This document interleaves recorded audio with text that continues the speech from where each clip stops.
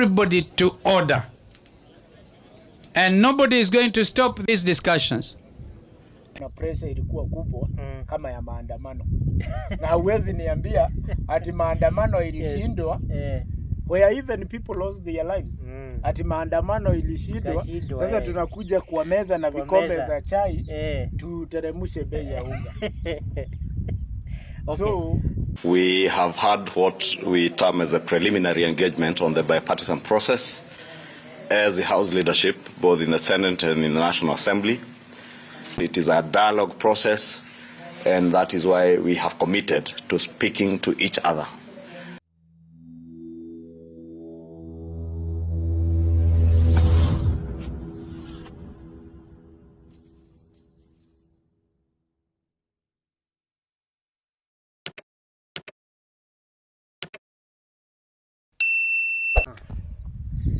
Well, welcome viewers once again. This is our YouTube channel.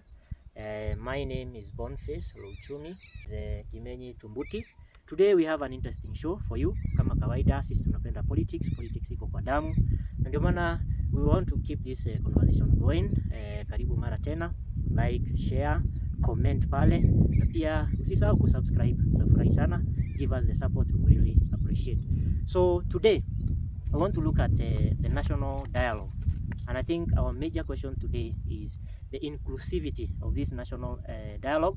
Is it really inclusive? Bila kufungia chochote. Sasa you know, personally, I feel that I should be included because there are a lot of points that I would like to contribute. Because when it comes to national dialogue, that now includes Kenyans. More than it involves the political parties, but now contrary to bipartisan talk. Yes. But now the problem is that I want to contribute to give my views and opinion. But now the committee is in Nairobi.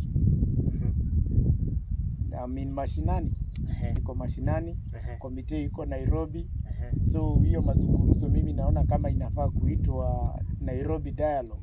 Ama ni vile maandamano yalikuwa tu Nairobi. Naona kama ni Nairobi dialogue. Because I don't think other parts of the nation of which the marginal not marginalized, but the rural areas are more than the urban areas. Okay. I think we are not included in rural areas.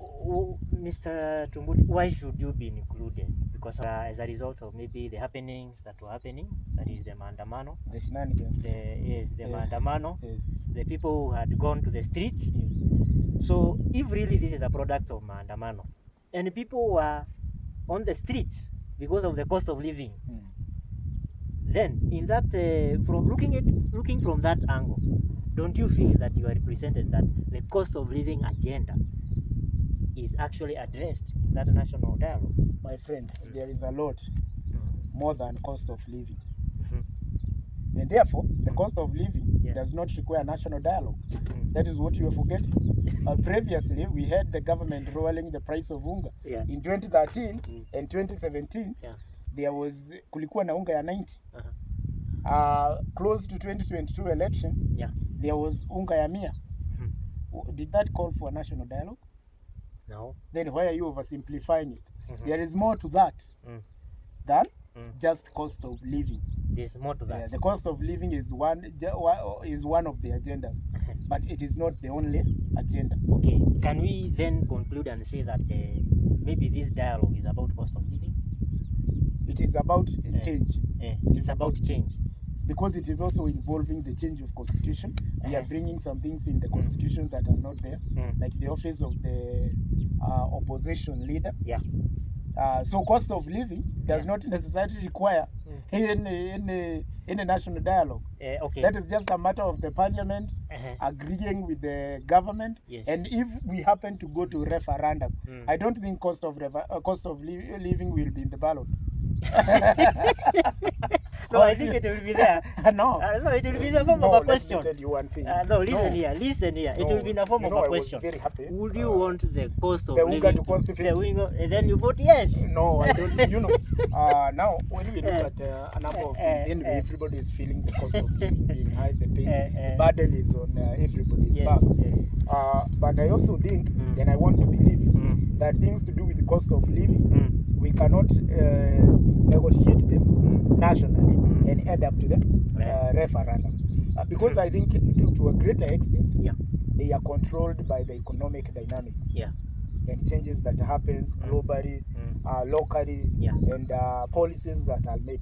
But when it comes to things that like the change of constitution, we have the control, and that is why we the people must be included in that dialogue. So, and our opinion is felt, and if we feel that we are not represented, we go to the referendum. So according to you, yes, Kenyans have not been given a chance to be part of this dialogue. That is not my point. That means we can therefore conclude that whatever is happening in the national dialogue, Kenyans do not have any interest.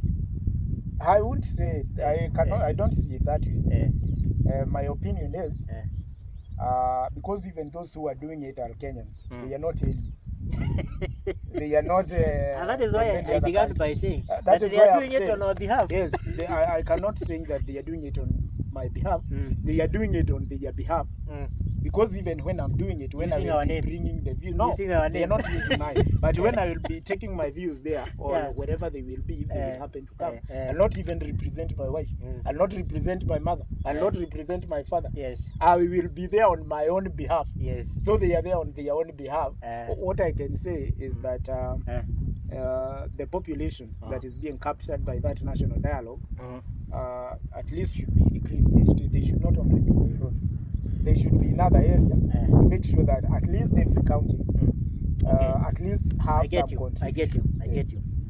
But BBI had gone through that route.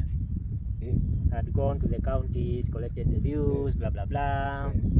Now, whatever you are suggesting, if it follows the BBI route and then it falls, don't you think it will also be a burden to the Kenyan? Everything should be done in accordance with the law. BBI was unconstitutional. It was good. It was good for this nation. But it was unconstitutional. What is constitutional about the national dialogue? Then we should follow the due process. I'm not saying, I mean, what is happening? What is happening in this national dialogue? I don't even understand. That is why I'm saying. No, you see, people have been given an opportunity to go and cry in this national dialogue. It has become a confession room. The other day you saw the IEBC commissioner, I think, was it Nyamoya, saying, now you see, during that day, I still hold to the fact that I was not involved together with our other commissioners who have brought the results. So, from a confession room to a petition room, I don't even understand what is going on. What I'm saying. Okay, from your point of view, okay, in national dialogue, what is going on here? I think we are mixing a lot of things in this national dialogue. My point is, good. We are mixing. We are mixing. We want to do this. We want to do this. We want to do this. And to a certain point, nobody is serious about the national dialogue because the constitution provides the guidelines when it comes to doing anything and everything in Kenya. We have the law has guided us on how to bring new commissioners of the IEBC. The law is clear. The law is very clear. It has pronounced itself. And if we have to do any amendments, the same constitution has the guidelines of how it should be amended. So why is the constitution of IEBC an agenda thing?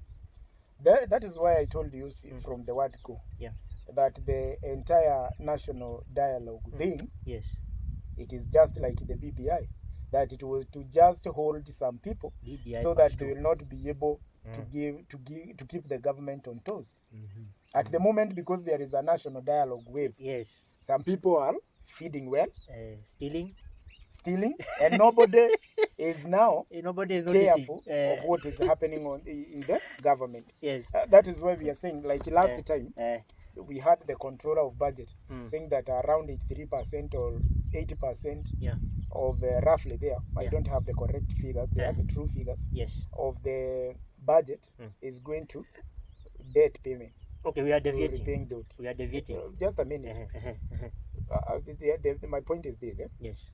And other things that were said by the controller of budget. Yes. But the reason why there was no one making noise, because those are things that needed our attention. Yeah. It is because everybody is now focusing their attention on the national dialogue. Yeah. The same way you saw people now.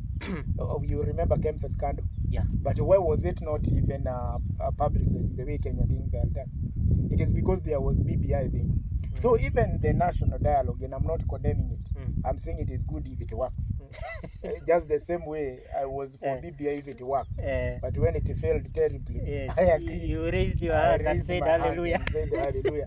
So we have a group of people who are very certain that this is not going. That is why you can see it as Dambi, saying knowing that this is not going anywhere. But because we use it to quench or to slow down maandamano and pressures against government, then let us go. And that is why you can see that the government is encouraging when national dialogue is about to bear some fruits, then they start playing hard to get. We have opposition, they are there, they are not there, they are quitting. Wanafanywa madharau, they are not quitting because it is, a lot of allowances are involved. Yes. At the moment, when we are having national dialogue, we have another political dialogue under the table. So, for us not to be able to see what is under the table, we must concentrate on what is on the table. So, we have two things. One under the table, then you will come to tell me. And there is another one on the table. Whatever is on the cost table, of living whatever is on the table is one that is visible. The cost of living. Yes. But whatever is under the table, it is what contains more weight, but invisible. Yes, that is why personal interests are playing the game. So we were on this point, and maybe also viewers, we also need to hear your views. What we really want to conclude is this national dialogue inclusive? On my part, I can give my opinion. To me, I think to a large extent, as far as inclusivity is concerned, I will give it 30%. So the rest of 70% is when we ask ourselves, when the politicians were campaigning, they were talking of mama mboga, they were talking of boda boda, they were talking of mtu wa chini. Now I'm asking myself, mtu wa chini saa hizi kupeana maoni yake kwa hii national dialogue, anasikizwa kweli? Mimi nafikiria anasikizwa kweli? Anaweza ajifanya anamsikiza, lakini mimi nilikuwa nikifikiria kama ingekuwa cost of living, hatukuhitaji national dialogue. I still in fact, the only national dialogue that makes sense is the cost of living. All the other things is just drama. Ni drama. Na ndio maana nasema national dialogue, it is what is on the table. But there is a lot that is under the table that is not visible. Sure. I agree with you. That is not visible. I agree with you. Because I believe the pressure of cost of living, whether we go to the national dialogue, if the government, if there is no political goodwill, especially from the governing party, then we may not do anything. So we elected them as leaders. So whatever views they are taking there are our views. Why does what other inclusion do you want? Why does the constitution does not exempt public participation? Else, instead of public participation, it can go to parliament where we are represented well. But why do you think the constitution is not quiet or blind on public participation? If it is about a single political party, that is the business of that political party. But when it is the business of the national dialogue, if it is national dialogue, I think I am a citizen of this nation and I have the right to participate because it concerns me. It is like a national activity, just like election and other things. I participate because it is a national activity. When something is national, and now it involves the lives that concerns us more, I think we should participate fully. Okay, I get it. Yes. You want to participate. Large extent, we are very good in data collection. We are very good in collecting views of the mwananchi. But when it comes to the implementation is where we draw the line. Yes. When it comes to taking care of the common mwananchi is where we draw the That is where now we become nakumbuka there's a set book tulikuwa tukisoma ilikuwa ikiitwa Utengano. Nakumbuka hiyo, mahali ambapo kulikuwa na tabaka mbalimbali, kulikuwa na maskini na tajiri. So when it comes to implementation of these reports, implementation of these recommendations, that is where now you realize that the politicians will always take care of themselves. Definitely. You know, when a person is desperate, yeah, you can easily rule that person. That is why whatever concerns us is never a priority. Sure. But whatever does not concern us becomes a priority. Sure. Why is it huduma number ama maisha number? Is it why do you think maisha number is coming before unga? It is because maisha number that does not help us. It will still it does not help us to come from the woods. Yes. So we remain in the woods with our maisha number, just like the huduma number. What happened to the huduma number? Now those are the things that I'm saying that they will not help. And at the same time, we have a lot of things to discuss. Yes. When it comes to this nation, because to be honest, there is a lot of loss. Okay, thank you very much, viewers. Take a moment, please. Tell us how the show was. So far, we have 4 subscribers. We hope for more subscribers. We are doing well.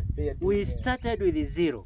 Now we are at 4. Yeah. We believe that having watched this video, you also give us a thumb up and also a like. Please also share our videos, subscribe. That is our biggest support that we are looking from you. Thank you very much. Look out for more videos. Thank you.